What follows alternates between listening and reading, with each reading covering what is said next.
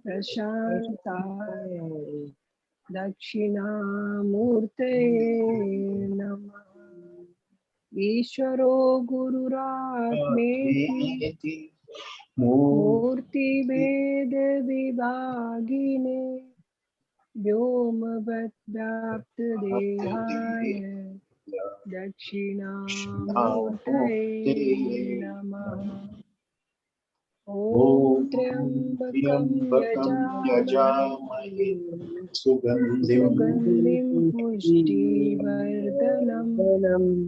उर्वारुकमिव बन्धनात् मृत्युर्मोक्षेयमामृतात्। ॐ श्री गुरुभ्यो नमः।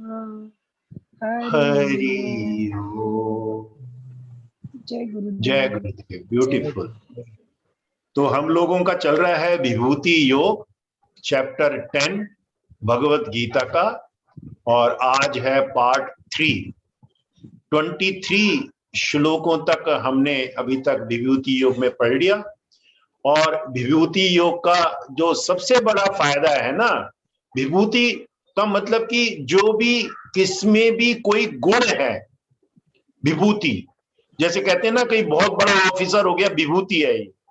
किसी को कोई काम की सिद्धि मिल गई, इसके अंदर ये विभूति आ गई, ये आदमी को देख के पहचान लेता है। बिजनेस में शाइन कर रहा है, ये विभूति है, बिजनेस का मतलब कि पूरा टाइकॉन है, तो विभूति। इसमें अगर भगवान की विभूतियां देखें तो वो भगवान ने बोला है असीम है, और असीम को तो गिना ही नहीं सकते। वो कह रहे मैं सबका आदि भी हूं, अंत भी हूं, मध्य भी हूं। तो आदि जब पता ही नहीं है, सोर्स ही नहीं पता, फिर भी भगवान ने हमको अपनी विभूतियां बताई। उसमें सबसे पहले तो जो बताया हमने पहले कर चुके हैं 5वें और 4थे श्लोक में, उन्होंने बताया कि जो भी आपके अंदर गुण है ना, जो भी आपके अंदर कोई भी गुण है, वो सारा मेरा दिया हुआ है। अगर मेरे को ज्ञान, थोड़ा बहुत ज्ञान आता है, या मैं मैथमेटिशियन हूं अच्छा, तो वो भगवान की उसके साथ ही दिया हुआ है, वो भगवान की विभूति है, एक प्रकार से उन्हीं का भाव है। अगर मैं एक सिविल इंजीनियर, अच्छा सिविल इंजीनियर हूं, तो भगवान ने ही दिया हुआ है। तो इससे क्या होगा, मैं अगर एक बहुत बढ़िया गाना गाता हूं तो भगवान ने ही दिया हुआ है। अगर मेरे अंदर विवेक है, वैराग्य है, तो भगवान ने दिया है। मेरे अंदर क्षमा है, षट संपत्ति है, यम शम है, दम है, तितिक्षा है, तो भगवान ने ही दिया हुआ है। अगर हम इसके साथ चलें तो क्या होगा, हमारे को कोई अहंकार नहीं होगा, हमको कोई प्राइड नहीं होगा। ये सबसे बड़ा फायदा क्या है, नहीं तो हमारे अंदर एरोगेंस आएगा, प्राइड आएगा।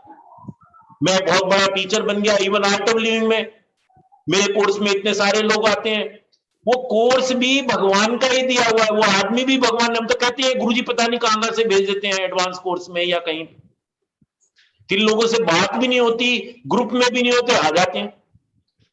तो वो उन्होंने ही दिए हुआ है, तो सब कुछ उसी का है। जो भी आपके अंदर भाव है वो सारे उसी के दिए हुए।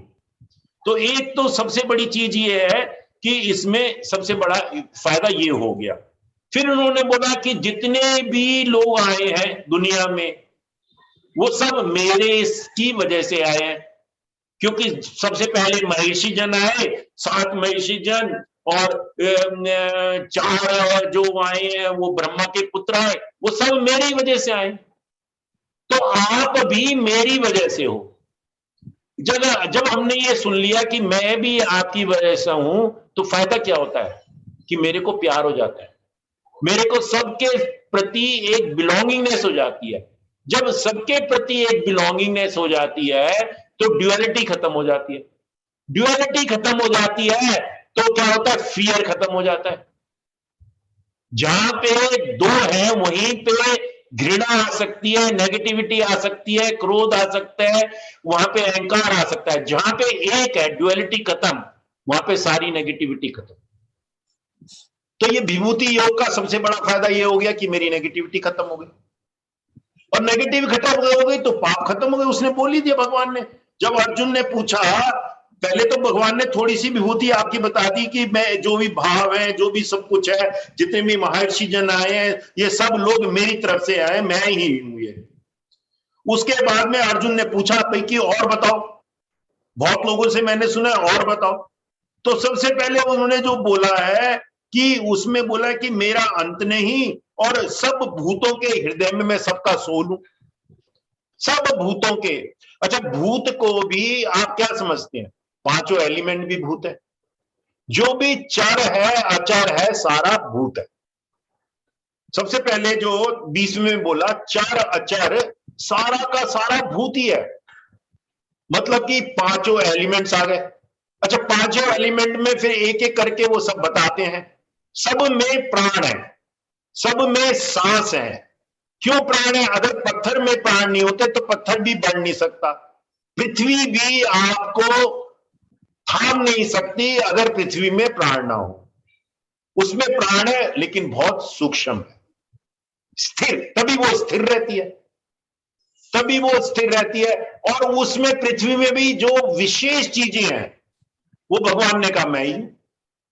वो विशेष चीज में उन्होंने बता दिया हिमालय, हिमालय पर्वत जो स्थिर है वो मैं हूं। पिछली बार हमने 23 में देखा था मेरू, मेरू पर्वत, मेरू शिखर, जिसमें कहते हैं कि पृथ्वी, पूरी की पूरी पृथ्वी जिसपे घूम रही है वो भी मैं हूं। तो जो जो विशेष चीजें हैं, अब ये सबसे पहले हम बोलते हैं पृथ्वी, मतलब कि जो एक प्रकार से एलिमेंट है, 5 element, first element is earth, उसमें एक प्राण है। उसके बाद बोलते हैं जल, जल में 2 प्राण है, जल में भी सारी चीजें गिना दी।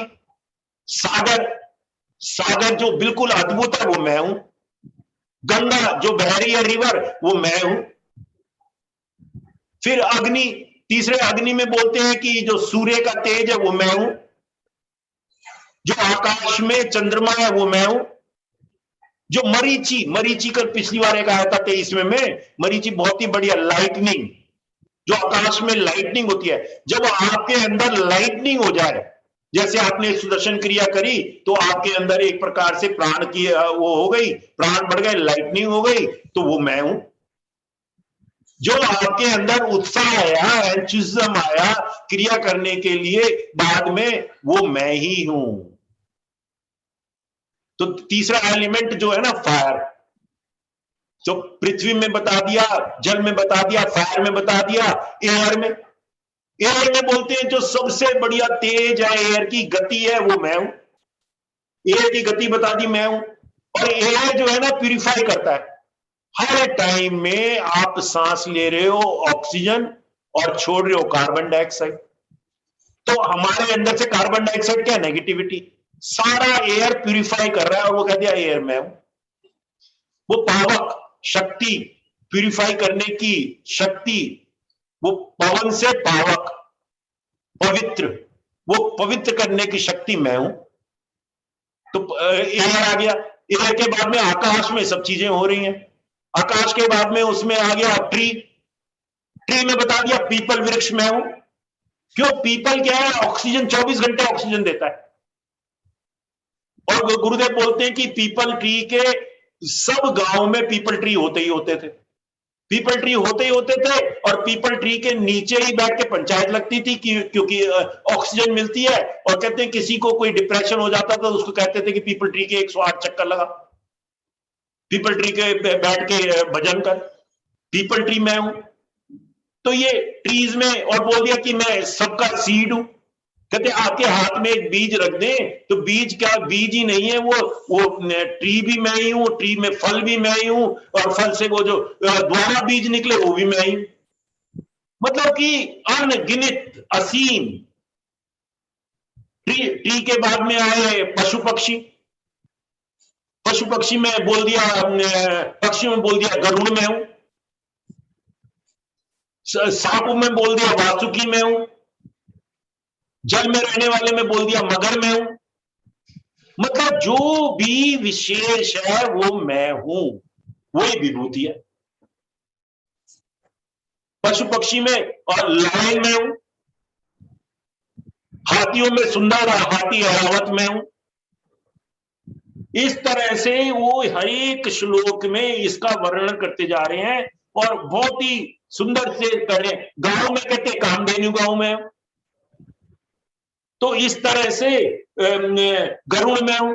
इस तरह से ये भगवान जो है ना, हर एक चीज जो देखो दुनिया में, तो वो कहते हैं ना, एक गाना है ना, वो भजन, मधुबन की लताओं में, तो सब जगह मेरे को ही देखना। और जब सब जगह आप देखोगे, सबको देखोगे, तो क्या होगा आपके अंदर, क्या होगा, योग हो जाएगा। योग वही है कि हर चीज में, हर प्राणी में आप डिवाइन को देखें।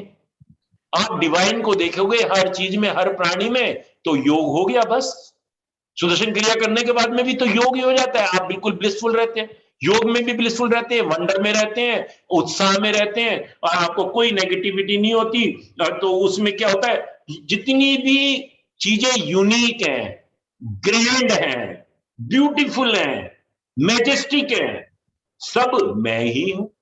और जब योग हो जाता है, तो वो चैप्टर 2 में जो कहा वो भगवान ने कि तू योग में स्थिर होकर अपना कर्म कर। उसको ये नहीं कहा फाइट कर, पहले बोला उन्होंने कर्म कर। कर्म क्या है?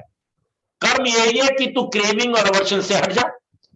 तेरे अंदर मोह नहीं होना चाहिए कि मेरे गुरु हैं, मेरे दादू हैं, मेरे ये हैं। तू धर्म के प्रति अपना कर्म कर। वो बहुत बढ़िया के उद्देश्य दिया। तो उसके लिए ये विभूति योग से भी ला रहे हैं। विभूति योग से क्या होता है कि आप सब चीजों में उसी को देखने लगते हो, तो आपको फ्रीडम हो जाती है। आपको पाप नहीं छू सकता, आपके अंदर कोई नेगेटिविटी नहीं आ सकती। जब आप कहते हो हर एक प्राणी में वही है, हर एक चीज में वही है, चर अचर में वही है, पशु में, पक्षी में, सब में वही है। अब मनुष्य में, उसके बाद में धीरे धीरे वो कहां पे आ गए, मनुष्य में आ गए। मनुष्य में कहते जो राजा है वो मैं हूं। पांडव में बोल दिया युधिष्ठिर मैं हूं, वो सॉरी अर्जुन मैं हूं। ग्वाल में बोल दिया वासुदेव मैं हूं। तो ये जो धीरे धीरे सब चीज में आपको बोलते हैं। मनुष्य के बाद में जो बोलते हैं पितृ, पितृ में आया, अभी नेक्स्ट आएगा आर्यमा। आर्यमा पितृ हुए हैं, वो एक स्पेशल टाइप के पितृ होते हैं जो बहुत बहुत अच्छा काम करते हैं मनुष्य, लेकिन फिर भी मुक्त नहीं होते बाई चांस, तो वो उनको आर्यमा बोला है। बहुत सुंदर पितृ मैंने बोल दिया। उसके बाद में पितृ के बाद आता है गंधर्व। जब हमने पिछली बार बोला था ना, गंधर्व में बोल दिया चित्ररथ में हूं। चित्ररथ के पास में सारी कलाएं थी, सारे म्यूजिशियन, सारा उसके पास में नाटक करने की शक्ति, सब वो चित्ररथ। गंधर्व देवताओं का वो एक प्रकार से गंधर्व का म्यूजिशियन था। सारी चीजें चित्ररथ बोल दिया गंधर्व में। यक्ष में बोल दिया कुबेर। यक्ष मतलब कि जो किसी शहर में जो यक्ष की शक्ति होती है, मतलब शहर का नाम, धनवान है नाम। For example New York, Bombay, Bombay का एक यक्ष है, उसकी एनर्जी है यक्ष, उसको यक्ष बोलते हैं। उसमें यक्ष में बोल दिया कुबेर। यक्ष के बाद में किन्नर, किन्नर में तो बोल ही दिया पहले राजा है। राजा के अलावा बोल दिया उसमें जो जनरल होता है वहां में, वो मैं हूं। उसमें बोल दिया देवताओं का जनरल कौन है, कार्तिक, कार्तिक मैं हूं।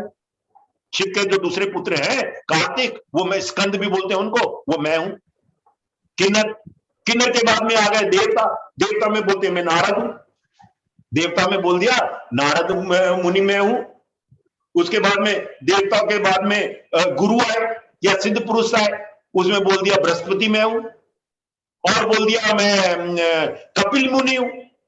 वो बड़े सिद्ध रहे, कहते हैं गुरुदेव कहते हैं कि वो कृष्ण जी के पहले अवतार थे, और उन्होंने उस अवतार में कैलिफोर्निया जो जगह है वो कपिल मुनि के उस पे था, कपिल अरण्य बोलते थे उसको। वो कितना दूर है, वो 12 घंटे समय से इंडिया से दूर है कैलिफोर्निया। वो कपिल मुनि वो उधर वहां पे रहे। कहते हैं गुरुदेव कह रहे हैं इस चैप्टर में देखो कितना बढ़िया ज्ञान। वो कह रहे हैं कितने सालों पहले कपिल मुनि थे। भगवान कृष्ण ही 5,500 साल पहले थे। कपिल मुनि के पहले अवतार उनके 10,000 साल पहले मान लो, 8,000 साल पहले मान लो, तब भी वेदों का ज्ञान था। कैलिफोर्निया में भी ज्ञान था। कहते हैं साउथ अमेरिका में कई जगह है, पेरू है और इवन रशिया है, कई जगह ऐसे अवशेष मिले हैं कि वहां पे आपको शिव की मूर्ति मिल गई, गणेश की मूर्ति मिल गई, हवन कुंड है वहां पे। तो वेद वहां पे प्रचलित थे। जैसे आज मोबाइल फोन सब जगह है, ऐसे वेद का पूरा पता था। और वेदों में बोल दिया सामवेद। अच्छा, सामवेद क्यों बोला? वेद में जैसे हमने देखा था 4 वेद है, उसमें पहले बोला था ऋग्वेद, फिर बोला यजुर्वेद, फिर सामवेद और फिर अथर्ववेद। अथर्ववेद तो साइंस,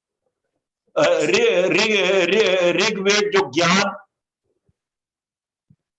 और यजुर्वेद जो कर्म, मेनली कर्म, और सामवेद क्या है? भक्ति। भक्ति, सामवेद क्या है? म्यूजिक। भक्ति जो है, भक्ति मूवमेंट म्यूजिक से ही जुड़ी हुई। मीरा की भक्ति, क्या कि इस्कॉन में भक्ति, कहीं पे भी भक्ति, म्यूजिक, भक्ति मूवमेंट, म्यूजिक, वो सामवेद बोल दिया मैं हूं। मतलब वेदों में भी सुंदर वेद मैं हूं। तो इस तरह से भगवान ने सब चीजों में जो सब श्रेष्ठ है, जो सब श्रेष्ठ है मतलब विभूति, वो मैं हूं। अगर ये हमारे अंदर आ जाए, हमारे मन में बस जाए, तो क्या होगा? हमारे अंदर ड्युअलिटी नहीं रहेगी, हमारे अंदर कोई अहंकार नहीं रहेगा। मैं बड़ा ऑफिसर हूं, मैं वो बड़ा ऑफिसर किसकी वजह से हूं? उन्हीं की वजह से। वो भाव भी मैं हूं। अहंकार नहीं रहेगा। फिर अहंकार नहीं रहेगा, क्रोध नहीं रहेगा, लालच नहीं रहेगा, क्रेविंग नहीं रहेगी, अवर्शन नहीं रहेगा, तो धीरे धीरे मैं पाप मुक्त हो जाऊंगा।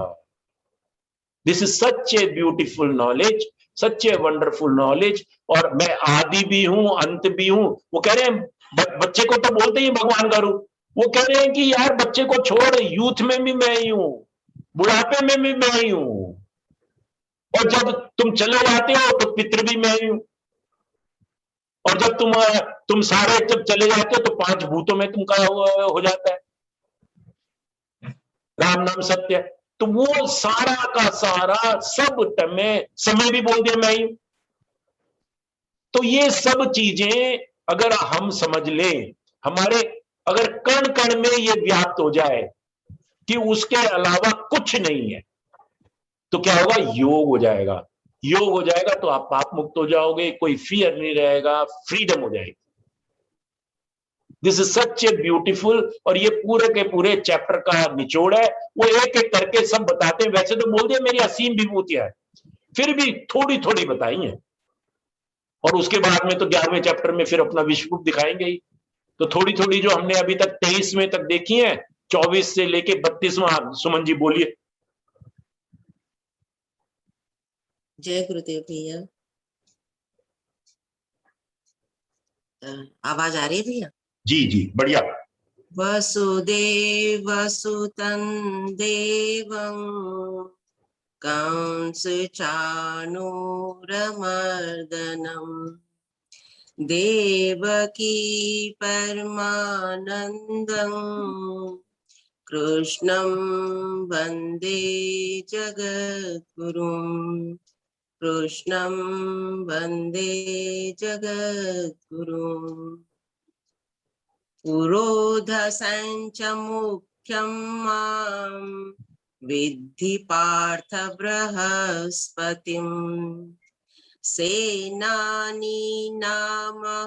स्कन्दस् सरसामस्मि सागरः महर्षीणां भृगुरहं गिरामस्म्येकमक्षरम्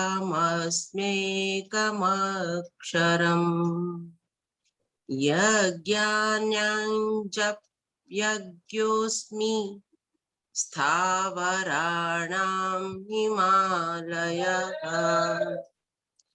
अश्वत्थः सर्ववृक्षाणां देवर्षीणां च नारदः गन्धर्वाणां चित्ररथः सिद्धानां कपिलो मुनिः उच्चैःश्रवसमश्वानां विद्धि माममृतोद्भवम् ऐरावतं गजेन्द्राणां नराणां च नराधिपम् आयुधानामहं वज्रं धेनूनामस्मि कामधुक् प्रजनश्चास्मि कन्दर्पस् सर्पाणामस्मि वासुकिः अनन्तश्चास्मि नागानां वरुणो यादसामहम् पितॄणामर्यमा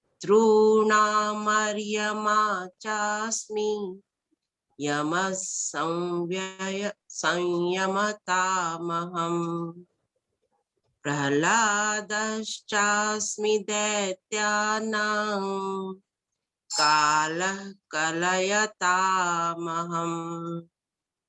मृगाणां च मृगेन्द्रोऽहम् वैनतेयश्च पक्षिणाम् पवनः पवतामस्मि रामः शस्त्रभृतामहम् झषाणां मकरश्चास्मि स्रोतसामस्मि जाह्नवी सर्गाणामादिरन्तश्च मध्यं चैवाहमर्जुन अध्यात्मविद्या विद्यानां वादप्रवदतामहम् ब्यूटीफुल। अक्षराणाम् बस 32 तक। ओके, जय गुरु। 32 तक ही, ठीक है जी। हाँ जी, तो बहुत ही बढ़िया है।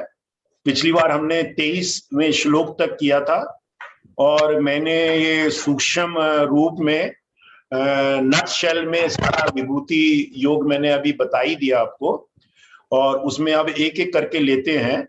तो 24वां जो बोल रहे हैं वो बोलते हैं पुरोहितों में मुखिया बृहस्पति को मुझको जान। अब बृहस्पति क्या है? देवताओं के जो गुरु माने जाते हैं वो बृहस्पति। हम सब लोग कहते हैं ना बृहस्पति गुरु हैं, नक्षत्र में सारे बृहस्पति गुरु हैं। तो बृहस्पति मतलब जहां पे भी आप उसका डिवाइन फॉर्म देखें, उसका ग्रैंड फॉर्म देखें, किसी भी चीज का कोई विशेष चीज है, वो मैं ही हूं, भगवान ही है, वही विभूति है। और बोलते हैं हे पार्थ में सेनापतियों में स्कंद। स्कंद मतलब क्या है? शिव के दूसरे पुत्र कार्तिक। कार्तिक को बताया जाता बहुत बढ़िया फाइटर था, वो स्कंद को बता दिया। जलाशय में समुद्र, सी। तो सब में जो ग्रैंड है, मैजेस्टिक है, वो मैं हूं। और फिर बोलते हैं महर्षियों में भृग और शब्दों में एक अक्षर अर्थात ओंकार हूं। अब हमने ओंकार का सब लोगों ने बेसिक कोर्स किया ही है। ओंकार से ओम जब हम चैंट करते हैं हमारे अंदर वाइब्रेशंस होती हैं, पूरा नाभि से लेके हार्ट तक, हार्ट से लेके सिर तक। वो ओंकार का महत्व है। ओंकार का कहते हैं ना कोई आदि है ना कोई अंत है, सबसे पहला अक्षर जो है वो ही था, और ओंकार में ही सब कुछ बसा हुआ है, ओंकार में ही सारा सब कुछ है। तो वो कहते हैं वो मैं ही हूं। यज्ञों में जप यज्ञ, अच्छा कई प्रकार के यज्ञ होते हैं जो हम लोग यज्ञ करते हैं। नॉर्मली तो हम पहले समझते थे यज्ञ का मतलब कि जो अग्नि जला के हम यज्ञ करते हैं उसमें आहुतियां देते हैं। अब गुरुदेव ने बताया कि जो जैसे हम ये ज्ञान की चर्चा कर रहे हैं, ये भी एक यज्ञ है, जहां पे 10, 15, 20 आदमी बैठ के ओम नमो नारायण बोलना शुरू कर दे, ओम नमो भगवते शुरू कर दे, वो यज्ञ हो गया। जैसे अभी एक रीता जी ने बोला था कि जब हम ट्यूसडे में क्रिया करते हैं सब लोगों के साथ में तो मजा आता है, क्योंकि यज्ञ की शक्ति, यज्ञ हो गया। तो यज्ञ में वो बोलते हैं सबसे उत्तम यज्ञ क्या है? गुरुदेव बोल रहे हैं जप यज्ञ। अब जब हम कोई जैसे अग्नि यज्ञ भी करते हैं तो उसमें चैंटिंग जरूर होती है, चैंटिंग ही होती है। रुद्र पूजा भी कर लें, चैंटिंग होती है सबसे पहले। अग्नि कार्य तो थोड़ा सा होता है। तो वो कह रहे हैं कि जो बाकी है विशेष जो अग्नि यज्ञ होते हैं उसमें 10वां हिस्सा अग्नि कार्य होता है। 9 हिस्से मतलब 1 पॉइंट, और 9 हिस्से तो होते हैं जो चैंटिंग होती है। तो उसी को सुंदर बताया है। कहते हैं 10, 15, 20 आदमी बैठ के चैंटिंग करा करो। इसी तरह से वो चैंटिंग में जैसे, तभी तो उसको बताते हैं ना कि जो गान करते हैं, जो पुराने शब्द होते हैं उनमें कॉन्शियसनेस में हमारे रहते हैं, उनका जब हम सामूहिक बैठ के चांट करते हैं तो हम कॉन्शियसनेस से जुड़ जाते हैं। इसीलिए तो भजन की महिमा बताई है। और वो सामूहिक भजन, गुरुदेव कहते हैं 5 आदमी भी कम से कम हो तो वो भी यज्ञ हो जाता है, मिनिमम 5%। तो ये यज्ञ है। तो उसमें बोल दिया यज्ञ में जप यज्ञ सबसे सुंदर बताया, और स्थिर रहने वालों में हिमालय पर्वत में हूं। सब में जो भी आप सोच सकते हो, सुंदर से सुंदर जो भी बढ़िया जिसमें भी गुण है वो सब मैं ही। वृक्षों में पीपल का वृक्ष मैंने बताया अभी 24 घंटे ऑक्सीजन देता है। हर एक गांव में एक चबूतरा होता है, चबूतरे के अंदर पीपल का पेड़ होता है, पीपल के साथ में गुरुदेव कहते हैं नीम भी होता है। पीपल से तो इम्यूनिटी बढ़ती है, और नीम जो है वो कीटाणुओं को नाश करता है, बैक्टीरियल प्रमोट होती है। तो कहते हैं हमारे तो गांव में ये दोनों वृक्ष होते ही होते थे, और कहते थे मजाक में पीपल और नीम की शादी हो रही है, दोनों इकट्ठे हैं। और चबूतरा होता था, वहीं पे पंचायत होती थी। क्यों? वहां पे एनर्जी बढ़ी रहे। तो वो पीपल का वृक्ष में बता दिया। और वो गुरुदेव कहते हैं यहाँ पे इसका पीपल का मतलब एक्चुअल मतलब क्या है, संस्कृत में क्या है, अश्वत्थ। अश्वत्थ का और भी मतलब है। वो कहते हैं शव का शव का मतलब है कि जो पास्ट या फ्यूचर, जो दोनों से परे है वो अश्वत्थ, वो पीपल का पुरुष। 24 घंटे वो ऑक्सीजन देता है, 24 घंटे आपके प्राण बढ़ाता है पीपल वृक्ष। देवर्षियों में नारद को सबसे बड़ा उत्तम माना गया, भगवान के प्रति उसकी पूरी डिवोशन है, भक्तियों का वो पूरा नारद भक्ति जो सूत्र है ही, भक्तियों में सबसे बड़ी भक्ति नारद की मानी जाती। तो देवर्षि में नारद, और नारद मुनि, और गंधर्वों में चित्ररथ के पास में सारे यंत्र सारी कलाएं सब उसके अंदर विशेषताएं थी। चित्ररथ कोई भी गाना, कोई भी स्वर, गुरुदेव बताते हैं कि कोई एक हमारे आश्रम में, गुरुदेव के आश्रम में आया, वो भी 48 इंस्ट्रूमेंट बजा सकता था। और कहते हैं कि राजा के पास तो 64 वो होती हैं विद्याएं होती थी पहले, वो 64 विद्याओं का धनी होता था। ये चित्ररथ की बात नहीं है। तो वो 64 विद्याओं का धनी जो क्या होता था, वो राजा, वो कहते हैं वो राजा मैं हूं। उसमें कहते हैं चोरी की भी विद्या भी है, युक्ति भी है। तो भगवान कृष्ण ने तो चोरी करी ही ना, माखन चोर। और कहते हैं चोरी जब करते हैं तो झूठ आ ही जाता है, फिर हाँ भी नहीं करते, नहीं मैंने नहीं चुराया, मैंने नहीं खाया माखन। तो वो एक कला है, युक्ति से बाहर आ जाओ। वो चोरी जो दूसरी चोरी का मतलब नहीं है, मतलब ये युक्ति थोड़ा थोड़ा धीरे धीरे। जब अब वो महाभारत हो रही थी तो कितनी युक्तियां उन्होंने यूज करी भगवान कृष्ण ने। युधिष्ठिर के मुंह से कहलवा दिया कि अश्वत्थामा मारा गया। और यशोत्थामा जो है द्रोण के पुत्र थे, तो द्रोण जो कंपित हो गए कि यार मेरा पुत्र मारा गया, वो तो मार नहीं सकते, वो तो बड़ा वो था, गुणी था। लेकिन वो क्या था, वो एक हाथी भी था, उसको मार दिया और युधिष्ठिर से कहलवा दिया, उसका नाम भी वो था, युक्ति, जिससे कि वो द्रोण कांप गया। तो वो ऐसा सारा कुछ उन्होंने किया। तो वो गंधर्वों में चित्र, सिद्धों में कपिल मुनि का देखो कितना बढ़िया ज्ञान दिया। कैलिफोर्निया जो बोलते हैं वो कहते हैं कपिला हिरणम था। और कहां पे था वो? 12 घंटे दूर इंडिया से। आज भी कैलिफोर्निया का टाइम और इंडिया का टाइम 12 घंटे का है। यहां दिन होता है, वहां रात होती। कपिलारण्य और इसी में गुरुदेव ने बताया, कितना बढ़िया ज्ञान बताया कि वेद जो है उस समय सब जगह थे, सब जगह थे। रीसेंट हिस्ट्री में तो बोलते हैं अमेरिका जो है कोलंबस ने जो ढूंढा, लेकिन वो पहले था। फिर धीरे धीरे कुछ प्रकृति में कुछ हुए, कुछ भूचाल आए, कुछ समुद्र आए, कुछ इस तरह से हुए, तो कुछ शहर डूब गए, कुछ शहर डिस्कनेक्ट हो गए, अब धीरे धीरे दोबारा आ रहे हैं। तो गुरुदेव तो कहते हैं कि साइंटिस्ट भी मानने लगे कि ये ज्ञान था, क्योंकि वहां पे भी अवशेष मिले हैं। वहां पे भी जो हम हवन करते हैं, जो अग्नि हवन करते हैं, वो का हवन कुंड मिले हैं वहां पे भगवान कृष्ण की मूर्ति, गणेश की मूर्तियां मिली हैं। तो ये जो है, ये ज्ञान पूरा सब जगह था उस टाइम में भी।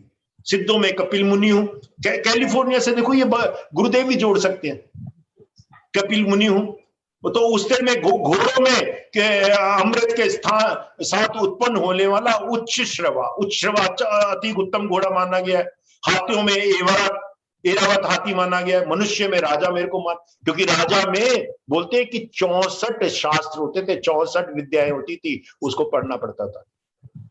64। यहाँ पे पहली बार मैंने सुना। पहले तो हम सोचते थे कि 16 कलाओं में भगवान कृष्ण है, कला अलग हो गई, 64 विद्याएं अलग। 64 विद्याएं यहाँ पे गुरुदेव ने बोला है। उसमें गुरुदेव बोलते हैं कि वो उसमें सब कुछ आता था। ये गुरुदेव बोलते हैं there are 64 schools or body of knowledge. In King earlier days had to learn and master all schools of knowledge. तो इसीलिए उसने बोल दिया मैं किंग हूं, मैं किंग हूं, तो राजा मुझको जान। फिर उसके बाद में बोल दिया शस्त्रों में व्रज बताया ना, व्रज जो दिदाजू ऋषि के हड्डियों से बना वज्र, गौओं में कामधेनु जो सब कुछ देती है, और गाय में तो बोलते ही है सब कुछ है। गाय के हर एक कण में, उसके गोबर में भी, मूत्र में भी, दूध में भी, सब जगह कुछ ना कुछ है कामधेनु। और कामदेव हूं, जो कामदेव ना हो तो उत्पत्ति ना हो, समाज कैसे बढ़े? कामदेव में हूं। सर्पों में सर्पराज वासुकी बोलते, वासुकी के ऊपर तो बैठे भगवान कृष्ण, जो दिखाते हैं शैया, वासुकी सर्प की शैया है। कई लोगों ने देखा हुआ ना चित्र कि भगवान अपना आराम कर रहे हैं, शीश उसमें बैठे हैं समुद्र में नीचे, और उसके ऊपर एक वासुकी सांप है, वासुकी सांप के ऊपर बैठे।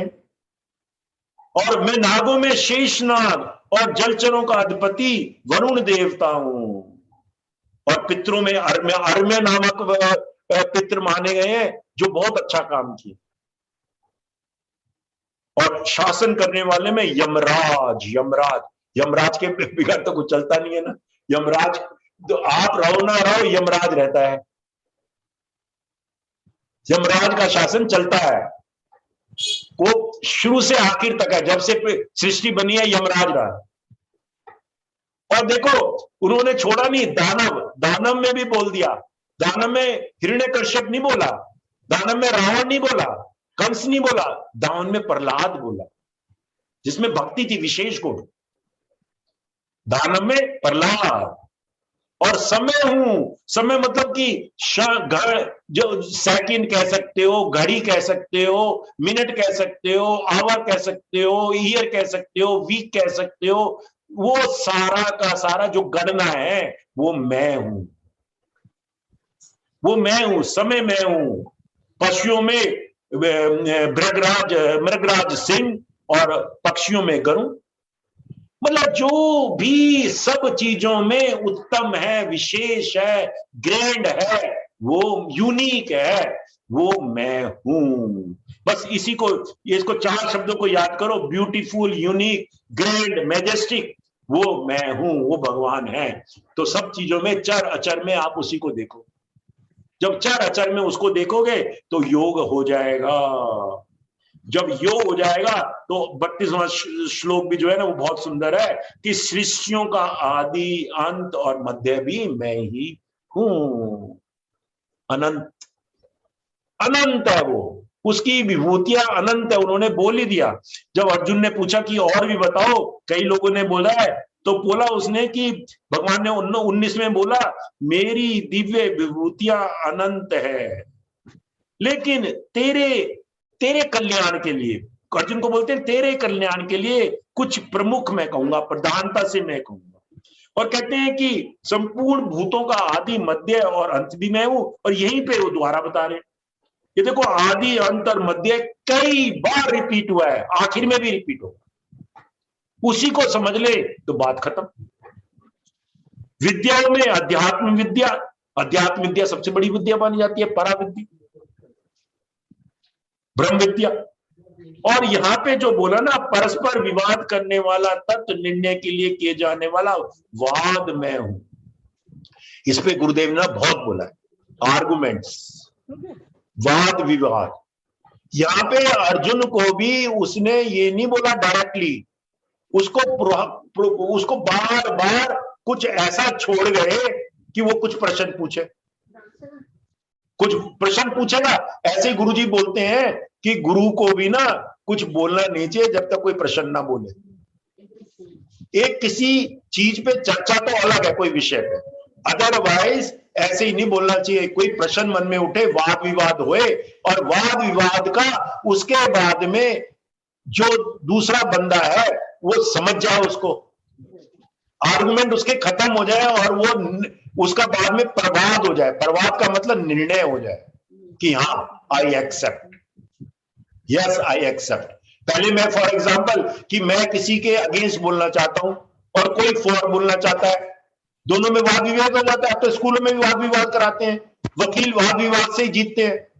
सारी दुनिया में वाद विवाद है, टीवी चैनल में वाद विवाद हो रहा है, लेकिन वो टीवी चैनल में जो वाद विवाद हो रहा है वो क्या बोल रहे हैं, गुरुदेव ने उसका नाम दिया है, गुरुदेव ने नाम नहीं दिया है, वो उसका जो हमारे न्याय शास्त्र में नाम है, उसको बोला वितंडावाद। कह रहे वो न्याय दर्शन साधन में 6 स्कूल ऑफ वैदिक फिलॉसफी है, और इसके स्कूल में जो न्याय शास्त्र में एक जो है ना वाद विवाद भी है। और वाद विवाद में वो कहते हैं 8 प्रकार के वाद विवाद होते हैं, शास्त्रार्थ, तर्क, कुतर्क, वितर्क, ये सारे उसी में आते हैं। लेकिन जो सबसे उत्तम शास्त्र है वो वाद विवाद है, उसमें जो सेकंड पार्टी होती है वो डिफीट नहीं होती, वो अपने आप को मान लेता है कि तेरा आर्गुमेंट अच्छा है, हाँ यू आर राइट। वो उसमें वाद विवाद का वितंडावाद नहीं करता, शोर नहीं मचाता। जैसे टीवी डिबेट में एक बीजेपी का बोल रहा है, एक कांग्रेस का बोल रहा है, एक एसपी का बोल रहा है, वो चारों आदमी अपनी अपनी बोलते रहते हैं, एंकर को पता ही नहीं लगता कौन क्या बोल रहा है, शोर, कुछ समझ में नहीं आता है, और कोई किसी के आर्गुमेंट को मानता नहीं। उसको गुरुदेव ने क्या बोल दिया, वितंडावाद, कनिंगनेस, डिसेप्शन, ट्रुथ से दूर जाना। वो कह रहे हैं वो मैं नहीं हूं, मैं क्या हूं, परवाद।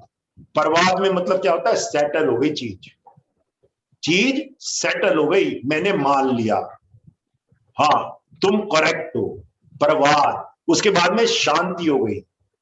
परवाद का क्या फायदा है, परवाद से, वाद विवाद से, और उसके बाद में परवाद हो तो बच्चा ग्रो करता है, आपकी माइंड ग्रो होता है। जब तक क्वेश्चन नहीं उठे, तभी बोलते ना अध्यात्म विद्या में हु एम आई सबसे बड़ा क्वेश्चन, उसको मनन करो। मनन होता है, वाद विवाद में मनन होता है, लेकिन वाद विवाद कहां पे शांत होना चाहिए, प्रवाद में।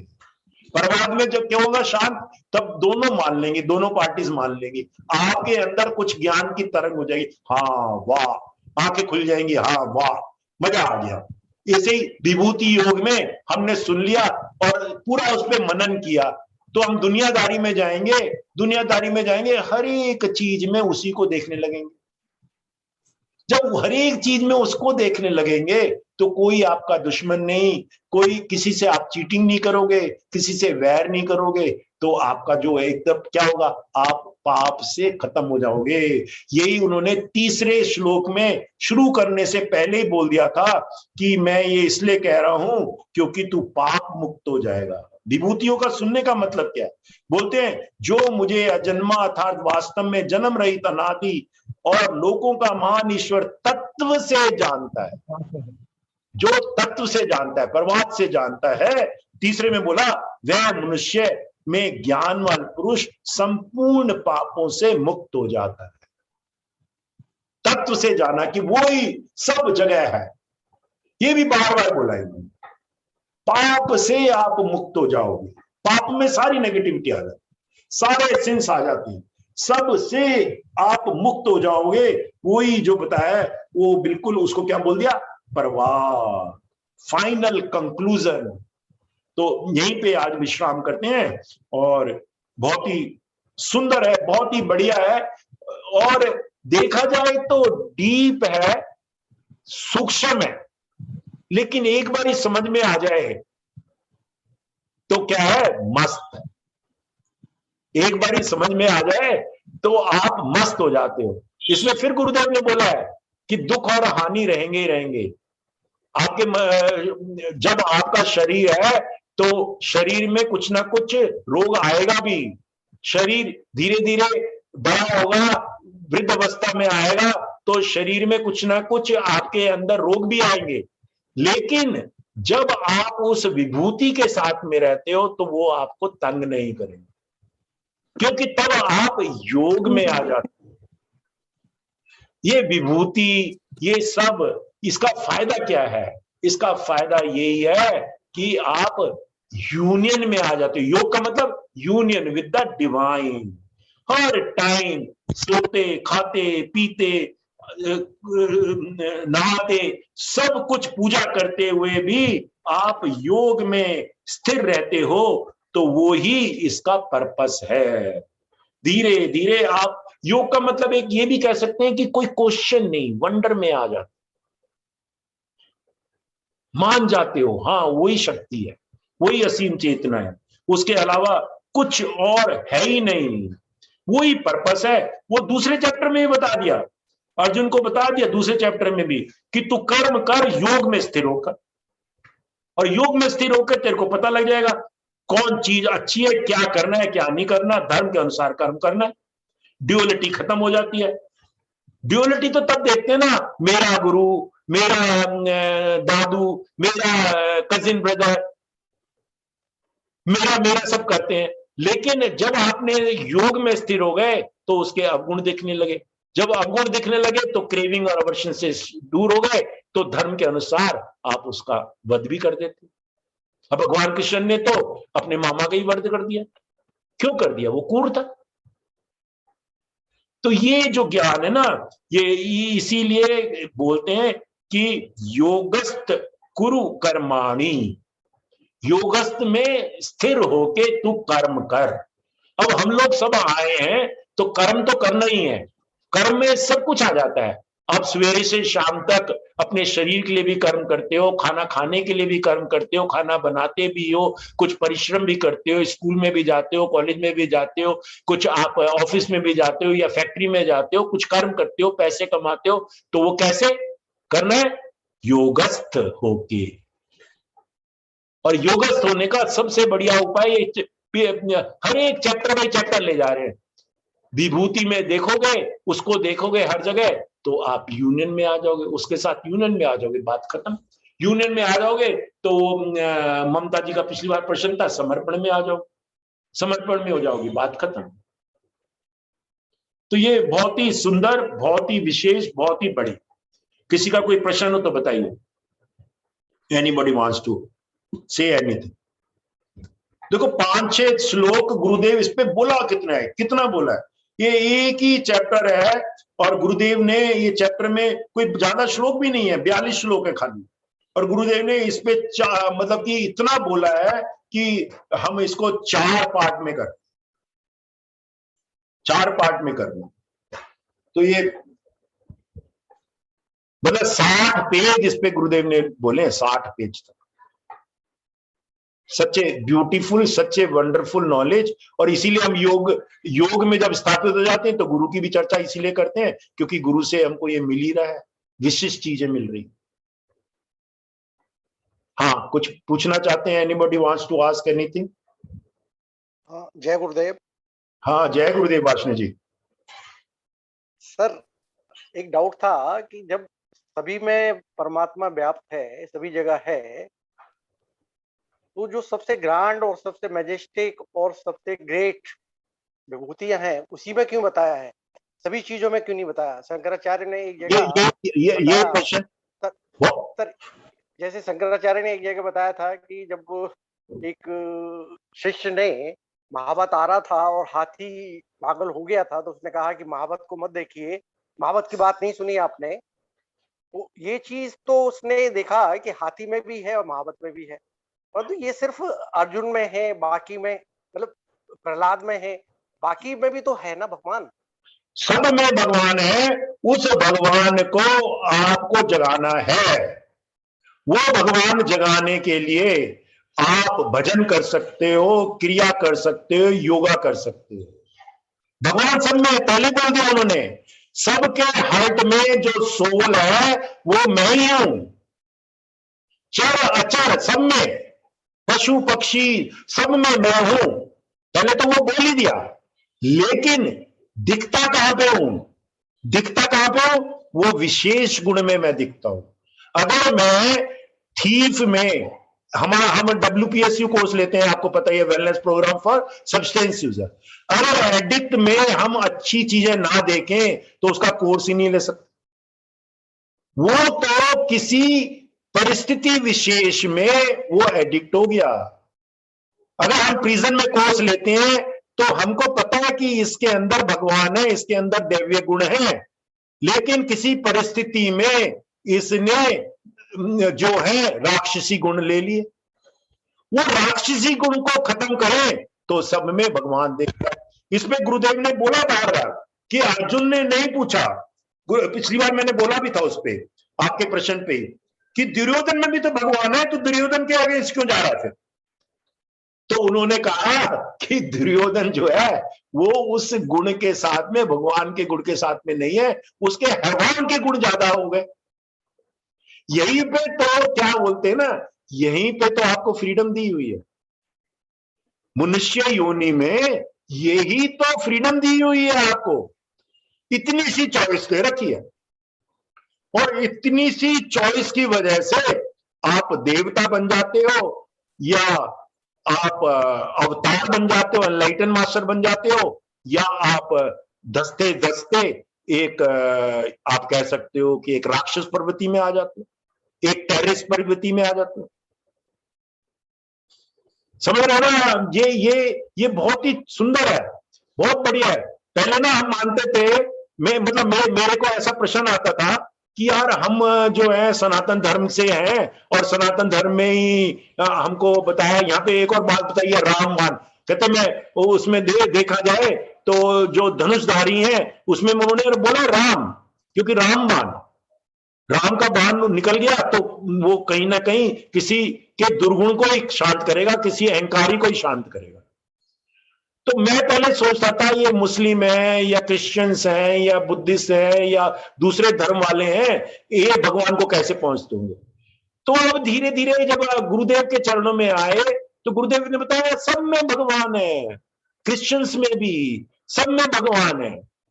उन्होंने ईसा मसीह की पूजा करी, ईसा मसीह में भी भगवान ही थे, उसने भी वही ज्ञान दिया। सब में देखा जाए, अब तो ये टेररिस्ट ने उसका जो है ना निचोड़ ना निकाल के, उनका जो है तोड़ मरोड़ करके उल्टी सीधी वो कर दी, तो इसी वजह से वो है। आपको मालूम है, मैं 3 साल उधर रहा सऊदी अरेबिया में, इतने डिवाइन पुरुष हैं मुस्लिम्स में, इतने डिवाइन पुरुष हैं, लेकिन अब वो धीरे धीरे वो तालिबान ज्यादा हो गए। उन्होंने तोड़ मरोड़ करके ये कर दिया। जो तोड़ मरोड़ के कर दिया तो उसमें भगवान नहीं है, उसमें भगवान है लेकिन उसको जागृत करना है। तभी तो जागृत जब करा तो वाल्मीकि जो है ना वो रामायण रच गए, नहीं तो डाकू थे। बहुत सारे हिस्ट्री में ऐसे लोग, वो भगवान को, कितने ही नक्सलाइट्स, कितने ही टेररिस्ट जब सुधर जाते हैं तो वो पूरा सुधर जाते हैं। क्यों सुधर जाते हैं? क्योंकि उनके अंदर तेज तो होता ही है। वो तेज जो है वो अधोगति में जाने की जगह सदोगति में चला जाए तो तेज बढ़िया हो जाए। क्यों वाशने? ठीक है ना? हाँ जी वाशने, हाँ जी, हाँ जी। कुछ समझ में आया ना? ये प्रश्न जो है ना बहुत बढ़िया है। इसमें पेज 306 में गुरुदेव ने बोला भी यही है, कहते हैं कि why as I bestow knowledge on them, one cannot acquire and assimilate knowledge without the intellect, and I am the giver of knowledge and intellect, and when does one attain knowledge and right intellect? Right intellect होना चाहिए। पहले क्या बताया? Right intellect. That happens when one unites and become one with the divine. जब उसका योग हो जाए, one become with the divine, and Lord Krishna says, one who knows that I am always with him, one who unites with me completely, we surely acquire a righteous intellect. जो उसकी बुद्धि है right direction में है, to attain the knowledge of truth. When we understand this, the question does not arise as to why the Lord has not blessed Duryodhan with that right intellect and knowledge. It is because Duryodhan never become one with the Lord Krishna. वो Lord Krishna से भी चाल चलता रहा। Lord Krishna 5 बारी उधर आए, उन्होंने कहा 5 गांव दे दे, वो कह रहे मैं 5 सुई की नोक के बराबर भी धरती नहीं दूंगा। तो वो भगवान की बात में माना ही नहीं उसने, बस अर्जुन ने माना और कई महर्षियों ने माना, सबको पता था, द्रोण ने भी माना, जो बड़े बड़े भीष्म पिता ने भी माना कि भगवान है उसमें। तो लेकिन ये जो है ना, आपको यूनाइट होना है उसके साथ, उस यूनाइट को ही तो कहते हैं संस्कार। बच्चों में संस्कार डालो, उस यूनाइट को तो साधना सेवा सत्संग कहते हैं, उस यूनाइट को तो साधना सेवा सत्संग, स्माइल, समर्पण, साइलेंस, उसके बाद में तो धीरे धीरे यूनाइट होता है। फिर गुरुदेव के साथ आ जाते हो आप, सदगुरु के साथ में, वो धीरे धीरे आपको यूनाइट कर देता है। वो यूनाइट ही समाधि है। वो पतंजलि योग सूत्र में बताया, अष्टांग योग जो है लास्ट में समाधि। This is what it is. सारों का निचोड़ है, नारद भक्ति सूत्र का भी वही निचोड़ कि उस तत्व के साथ आप जुड़ जाओ, चाहे भक्ति से जुड़ो, चाहे ज्ञान से जुड़ो, चाहे कर्म से जुड़ो, कैसे भी जुड़ जाओ उसके साथ बस। जय गुरुदेव। हाँ जी, और एनीबॉडी एल्स? सर एक और ये चर अचर में आपने प्राण का बताया है, जैसे कि पत्थर में भी कॉन्शियसनेस है, प्राण है, एक प्राण है। हाँ। अब जैसे कि पत्थर के अंदर प्राण है, तो कैसे मतलब समझ में आया सर ये चीज? कॉन्शियसनेस वाली चीज तो इंटेलेक्ट से ही आती है, ब्रेन से ही आती है सर ना? ब्रेन से ही तब कहा आएगा जब राइट इंटेलेक्ट होगा। देखो ऐसा है, वो कहते हैं कि पृथ्वी स्थिर ही नहीं रह सकती अगर उसमें प्राण ना हो, 1 यूनिट प्राण ना हो। अब इसको आप एक पत्थर ना, कोई भी एक पत्थर आप जमीन में अपने घर के बाहर रख दो, थोड़े थोड़े दिनों बाद में देखोगे उस पत्थर का ग्रोथ होता रहेगा, बढ़ जाएगा। चिकना ना हो, बिल्कुल ग्राइंड ना करो, नेचुरल फॉर्म में हो, ग्रोथ होगा, ग्रोथ। वो धीरे धीरे उसमें डस्ट अपना भी चिपकने लगेगी, धीरे धीरे वो ग्रो हो जाएगा। देखो पहले तो ट्रीज में भी प्राण नहीं मानते थे, फिर वो हमारे साइंटिस्ट ने बताया कि ट्रीज में प्लांट है, प्रूव कर दिया। वो क्या नाम था, वो बंगाल के वो थे हमारे जगदीश्वर राय, क्या नाम था? जेसी बसु। हाँ, जेसी बसु, जगदीश चंद्र बसु। हाँ, जगदीश चंद्र बसु। हाँ, तो जगदीश चंद्र बसु ने बताया कि ट्रीज में ही प्राण है। ट्रीज क्या है? वो तो अचल ही है ना, ट्रीज मूव तो नहीं करते। ट्रीज में बताया यहाँ पे गुरुदेव ने ना केना उपनिषद में बहुत ज्यादा बोला है, ट्रीज में बोला है 6 प्राण, आकाश में बताया 5 प्राण। देखो कहते हैं वायु चल ही नहीं सकती जब तक उसमें प्राण ना हो, अग्नि की जोर ही नहीं रह सकता, उसमें तेज ही नहीं रह सकता, उसमें जलाने की क्षमता ही नहीं रह सकती जब तक उसमें प्राण ना हो। पृथ्वी स्थिर ही नहीं रह सकती जब तक उसमें प्राण ना हो। इधर बता दिया ना, पृथ्वी में भी मैं पृथ्वी तो हुई, वो पृथ्वी जिसमें स्थिर है मेरु पर्वत पे, और या हिमालय, हिमालय क्या है, खड़ा हुआ ना, वो मैं हूं। भूत, यहां पे सबसे पहले बोला है भूत। भूत क्या है, जो 5 भूत है वो सारा मैं ही हूं, प्राण है। और सबसे उससे पहले बोल दिया मैं प्राण हूं, सांसों का सांस हूं। ये जो है इंटेलेक्ट जो है राइट डायरेक्शन में जब सोचने लगता है धीरे धीरे, तो समझ में आता है हाँ वाकई। और जिसमें भी प्राण है वो नाशवान है, यह भी बड़ी सुंदर बात है। उसकी आयु है, उसकी आयु है, फिर वो खत्म हो जाता है, फिर दोबारा आता है। यह भी बहुत बढ़िया है। जो जो जो जिसकी आयु नहीं है वो खाली भगवान है, वो असीम चेतना है, वो डार्क एनर्जी है, जिसके अंदर सारे के सारे सूर्य, ग्रह, पृथ्वी सब कुछ है। हमारा प्लेनेटरी सिस्टम और दूसरा प्लेनेटरी सिस्टम के बीच में डार्क एनर्जी है, वो भगवान है, वो इनफाइनाइट कॉन्शियसनेस है। बाकी के सारे सारे सोलर सिस्टम भी खत्म हो जाते हैं, उनकी भी लाइफ है। तो ये बहुत ही गूढ़ है। सर पत्थर भी छोटा होता है, क्रिस्टल है मेरे पास, मैं उसको लेकर बैठती थी मेडिटेशन के टाइम, तो वो छोटा हो गया हाथ में रोज यूज करने से। खाली वो तो है ही। मैं तो एक वैसे बताया कि जो पॉलिश्ड है ना उसको छोड़ दो, जो अनपॉलिश्ड है उसको रखो, धीरे धीरे वो अपना आप ही चेंज हो, धीरे धीरे।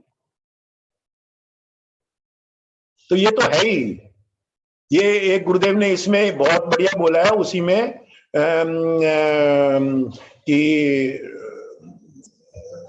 कि ना उपनिषद किसमें बोला कि जो है ना मनुष्य, हम मनुष्य योनि में आ गए ना। मनुष्य योनि कहां से है, आपका समझ लो 8, तो 8 प्राण, तो 7, 8, 9 तक भी मानते हैं, पितृ तक भी धीरे धीरे।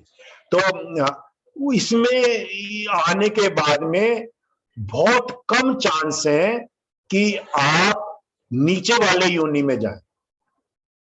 और ऐसी कथाएं हैं कि जो देवताएं हैं, जो एंजल्स हैं, वो इसमें भी बोला है पिंड रूप में रहते हैं। पितृ पिंड रूप में मतलब कि एक गोले के रूप में, छोटे से, वो सूक्ष्म शरीर, वो हमको दिखता नहीं है, वो कुछ ऐसे कैमरा है उसमें उसका दिखता भी है।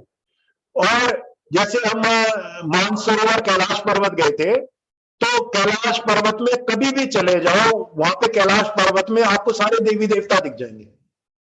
वो उससे कैलाश पर्वत से पहले एक आता है ओंकार, वहां पे आपको ना स्काई में ही ओम का वो दिखेगा बना हुआ, ओम अक्षर लिखा हुआ दिखेगा।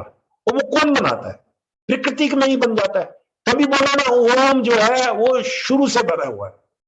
और कैलाश पर्वत में कहते हैं कि ऐसे कितने ही एंजल्स या देवी देवता या एनलाइटन मास्टर्स वो जो है सूक्ष्म रूप में बैठे हैं, सूक्ष्म रूप में बैठे हैं। इसीलिए कैलाश पर्वत की महत्व है, और कुछ नहीं है। जितने भी हमारे ये चारों धाम हो गए, या बड़े बड़े जो हमारे टेम्पल्स हो गए, या इवन गंगा जैसे हरिद्वार हो गया, ऋषिकेश हो गया, यहाँ पे लोगों ने तप किया हुआ है, इसीलिए यहाँ पे जाने से प्राण शक्ति बढ़ जाती है। और वहां पे बैठना चाहिए, ये नहीं कि टेंपल में गए बड़े बड़े भागकर और एकदम से दर्शन करके आंखें बंद करके आ गए। अब मूर्ति के सामने आंखें बंद क्यों हो जाती है, इसीलिए बंद हो जाती है कि आप अपने साथ से जुड़ जाते। आप तो मूर्ति देखने गए हो भाई, और वहां पहुंचते ही गर्भाधार में आंखें बंद कर देते। बैठो बैठो, और उस जो वहां पे एनर्जी है उसके साथ। तो एनर्जी है, वो एनर्जी, वो कोई रूप नहीं है। तभी ये विभूति भी इसलिए बता रहे हैं भगवान कृष्ण, क्योंकि अर्जुन ने पूछा मैं किस रूप में आपकी पूजा करूं। जैसे यहाँ पे रचना ने पूछा था हमसे एक बारी कि किस रूप में पूजा करें, तो यहाँ पे 10वें में इसने अर्जुन ने 14वें से उसमें बोला है सूत्र में, 14वां या 15वें में, देखो मैं पढ़ के सुनाता हूं। कहते हैं हाँ, हे केशव, जो कुछ भी मेरे प्रति आप कहते हैं हम सब में सत्य मानता हूं। हे भगवान, आप लीले में स्वरूप ना तो दानव जानते हैं और ना देवता ही, आपके स्वरूप को कोई नहीं जानता। उसके बाद में बोलते हैं लास्ट में 18 में बोला है, हे जनार्दन, अपनी योग शक्ति को, विभूतियों को फिर भी विस्तार कहिए, क्योंकि आपके अमृत वचन को सुनते हुए मेरी तृप्ति नहीं हुई, अर्थात सुनने की उत्कृष्टता बनी रहती है, और मैं किस प्रकार निरंतर चिंतन करता हुआ आपको जानूं। 17 में मैं बोला किस प्रकार निरंतर चिंतन करता हुआ आपको जानूं, और हे भगवान, आप किन किन भावों में मेरे द्वारा चिंतन करने योग्य हैं। तो उन्होंने क्या बोल दिया, सारी चीजों में हूं। अब ये गणेश चतुर्थी आ रही है 10वीं तारीख को। अब गणेश की मूर्ति को लाएंगे, उसमें प्राण स्थापित करेंगे, फिर विसर्जन कर देंगे। जब प्राण स्थापित करेंगे गणेश की मूर्ति को स्थापना कर देंगे। आप तो बहुत ज्यादा टाइम रहे हो महाराष्ट्र में, तो उस मूर्ति में ही भगवान हो जाते हैं। उसमें देख ले, किसी में भी देख तो सही, इसीलिए विभूतियां बता रहे हैं। बहुत बढ़िया, बहुत सुंदर। मीरू जी ने, आपने भी बोला, मंजू ने भी बोला, बहुत सुंदर, बहुत बढ़िया। ये अगर हमारे कण कण में व्याप्त हो जाए ना, तो कुछ करने की जरूरत नहीं है। गुरु जी ने एक बार ही बोला था, ये क्रिया विरिया ये सब क्या है, बहाने। ये ज्ञान व्यान सब क्या है, बहाने। किस चीज के बहाने हैं? योगस्थ होने तक के बहाने हैं। जब आप योगस्थ हो जाए, यूनियन हो जाए आपका, तब कुछ नहीं चाहिए। तब तो आप वो गांव की जो गोपियां हैं वो ऐसे हो जाते हो। गोपियों से नारद मुनि ने कहा वहां ज्ञान चर्चा हो रही है, चलोगी? कहते हैं या आप जाओ, हम तो यहाँ मस्त हैं, आप बताओ भगवान कैसे है। तो वो मस्त हो जाते हैं। फिर वो नॉलेज की भी, वो नॉलेज भी साबुन जैसे ही है, वो सुदर्शन क्रिया भी साबुन जैसा ही है। फिर धीरे धीरे जब आप पहुंच गए वहां पे, तब, लेकिन फिर तब भी करते हैं आप, क्योंकि लोग आपको फॉलो करें, बच्चे आपको फॉलो करें, और लोग आपको फॉलो करें, दुनिया आपको फॉलो करे, इसलिए भगवान कृष्ण सब कुछ कर रहे हैं, इसलिए गुरुदेव कर रहे हैं सब कुछ। गुरुदेव भी सुदर्शन क्रिया करते हैं, हमारे टीआरएम में आते हैं, बढ़िया तरीके से योगा करते हैं, साधना करते हैं, बहुत बढ़िया। तो ये इसलिए करते हैं कि वो कहें भाई मेरे को भी आती है, समझो मत कि मैं नहीं कर पाता। चलो बहुत टाइम हो गया, ये चर्चा तो चलती रहेगी। क्यों जी वाशने जी? सर मैं कुछ कहना चाहती हूँ, सीमा बोल रही हूँ। हाँ बोलिए बोलिए सीमा जी। सर आज आप कैलाश पर्वत की बात कर रहे हैं ना, तो सर मैं पता नहीं, कैलाश पर्वत मेरे हर समय दिमाग में छाया रहता है कि मैं कैसे जाऊं, क्या करूं। मतलब जाने की बड़ी इच्छा है, दर्शन करने की। और आज मैं क्रिया कर रही, तो मैं मतलब मैं वहीं थी, कैलाश पर्वत के पास ही पहुंच गई। देखो ये तो क्या होता है, मैं अपनी बता सकता हूँ। कैलाश पर्वत के बारे में हमारे, आपके अंदर तो जैसे जिज्ञासा उठी है ना, हमारे अंदर कोई जिज्ञासा, कुछ खास बात नहीं थी, कोई खास बात नहीं थी। और हमने गवर्नमेंट ऑफ इंडिया ने ही हमको सारे तीर्थ स्थान घुमा दिए। इवन कैलाश पर्वत भी गवर्नमेंट ऑफ इंडिया ने घुमाया। तो कुछ हमारे जब हम वर्क करते थे घूम लिए, कहीं पे भी जाते थे, वाशने हमारे साथ था, कहीं पे भी जाते थे, मंदिर कौन सा है, ये है, वो सब घूमते थे। तो 2004 की बात है, फरवरी का महीना था। वो पहले मैंने उसमें देखा, पेपर में ना एडवर्टाइजमेंट आया हुआ था मिनिस्ट्री ऑफ एक्सटर्नल अफेयर से, कि कैलाश पर्वत मानसरोवर की यात्रा के लिए जो लोग जाना चाहते हैं अप्लाई करें। मैंने सुधा से पूछा, यार अप्लाई करने? हमने अप्लाई कर दिया, और पहली बार में हमारा सिलेक्शन हो गया। बहुत लोग अप्लाई करते थे, दोनों का सिलेक्शन हो गया। उसका दूसरा बैच था, 16 या 17 बैच जाते थे कुछ लोग। जून महीने से शुरू होती थी, जून नहीं, मार्च महीने या कुछ से शुरू होती थी, और जून जुलाई तक चलती थी, जब तक वहां पे वो, तो जो भी था 4 महीने चलती थी, 16 बैच भेजती थी। तो और हर एक बैच में 50-60 लोग होते थे। तो हमारा आ गया, उसका अलग बैच था, मेरा अलग बैच था। फिर गवर्नमेंट में हम थे, तो एक्सटर्नल अफेयर मिनिस्ट्री में जाके, कहीं जाके कुछ सेक्रेटरी वगैरह से बात करके, जॉइंट सेक्रेटरी से, हमने दोनों बैच में अपना करवा लिया। बस इतना हमने करवा लिया, वो भी गुरुदेव की कृपा से हो गया, मतलब कि भगवान की कृपा से हो गया, पहुंच गए। और वो 30 दिन में जो पैदल की यात्रा है, उसी से जाना चाहिए। आजकल तो बड़ी सुविधा हो गई है, कैसे भी जाओ, उसमें भी मजा आएगा। आजकल तो आप कई जो है ना आपके ट्रैवल एजेंट ले जाते हैं, 7 दिन में ले आते हैं। और वो दूसरा वाला भी मोदी ने चाइना के साथ में मिलकर हिमाचल से भी दूसरा मार्ग भी खोल दिया, उससे भी कहते हैं अच्छा हो गया। तो आजकल बड़ा है, तो जाओ, ऐसा आप जिज्ञासा है तो हो ही जाएगा। सर क्या ज्यादा कठिन है वहाँ की, कहते हैं यात्रा बहुत बात यह देखो, हमने गए थे 2004 में, तो 2004 में कोई हम ज्यादा यंग भी नहीं थे, ज्यादा ओल्ड भी नहीं थे, और एंजॉय करते करते गए। सुबह रात शाम वहां पे ना सवेरे 1 बजे तक ही होती है, सवेरे सवेरे मैक्सिमम, और शाम को तो बस अपना कुछ भी करो, खेलो कूदो, भजन करो, सत्संग करो, या अपने पैर दबाओ। वो हमारे साथ पिट्ठू जाता था, उससे पैर दबाओ, मालिश करो, जो भी कुछ करना है। तो कुछ नहीं होता। हमारे साथ एक बुजुर्ग भी थे, कुछ नहीं होता। बस ये क्या है, आप योग करते करते चले जाओ, उसका ध्यान करते करते चले जाओ, जी सर। और कुछ नहीं है। जहां पे आपने सोच लिया कि अहंकार आ गया, वहां पे खत्म। हाँ जी। हम लोग तो खाना वाना सब कुक भी साथ में ले जाते थे एक बैच में। अब तो बहुत सुविधा हो गई है, क्योंकि जो जब चाइना में चले जाते थे ना, तिब्बत में, तो वहां पे वो खाना वाना जो है ना ठीक नहीं था। और कैलाश पर्वत में तो होता ही नहीं। खैर मानसरोवर और कैलाश में तो कोई वो है ही नहीं। वहां पे कोई वहां पे एक चाय वाला जरूर था, बड़ी मुश्किल से मिला, वो भी स्टोरी है, अब तो बहुत टाइम हो गया। तो वहां तो बनाना ही पड़ता है, कुक भी ले जाते हैं। तो ट्रेवल एजेंट सब करता है आपका। चलो अब बोल दो सत्यम परम धीमी, नहीं तो चलता रहेगा शाम तक। सत्यम परम धीमहि, सत्यम परम धीमहि, सत्यम परम धीमहि, सत्यम परम धीमहि, सत्यम परम धीमहि,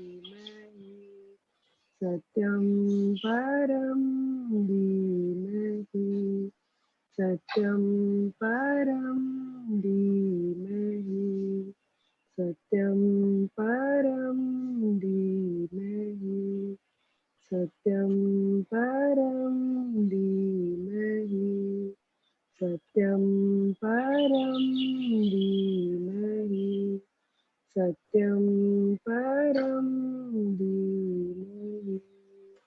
लोकानां समस्ता सुखिनो भवन्तु। ओम शांति शांति शांति। जय गुरुदेव। जय गुरुदेव। शाम को सत्संग